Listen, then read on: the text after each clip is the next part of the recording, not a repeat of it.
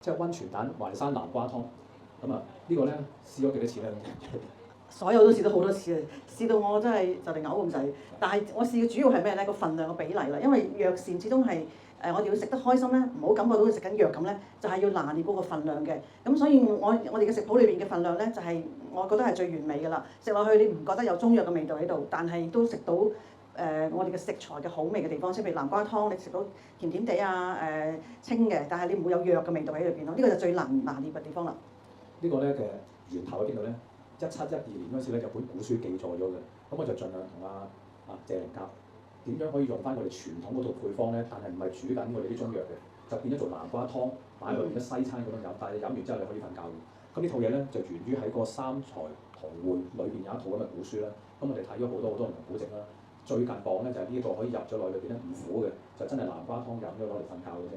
咁有時有啲西人未必中意食嗰啲中藥㗎嘛，咁啊即係有啲廚藝嘅底子咧，就可以將佢搞成呢個南瓜湯出嚟。咁飲完之後咧，個溫泉蛋咧其實唔係普通嘅溫泉蛋嚟嘅，佢係裏邊有一堆嘅藥材，將佢入咗落去個蛋裏邊嘅。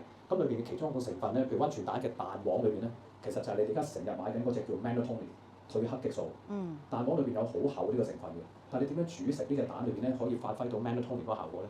咁佢其實個含量咧，蛋黃裏邊係4.8個 Tg 嘅，實質等於幾多咧？大概接近於一粒3個 mg 嘅 melatonin 嘅一半。咁但係因為你食嗰隻嘢咧，有好多人中意買褪黑激素啊，短暫性有啲效果嘅，佢有3 mg、5 mg 佢到10 mg 咁多嘅。但你食落咧，如果一食10咧，你發覺起身會暈陀陀，個人好似俾你打暈咗咁樣樣，唔精神嘅。但係佢又未去到咧，好似食嗰 Stilnox 嘅安眠藥咁咧，食完之後直頭你係冇乜力嘅，冇乜精神喐嘅。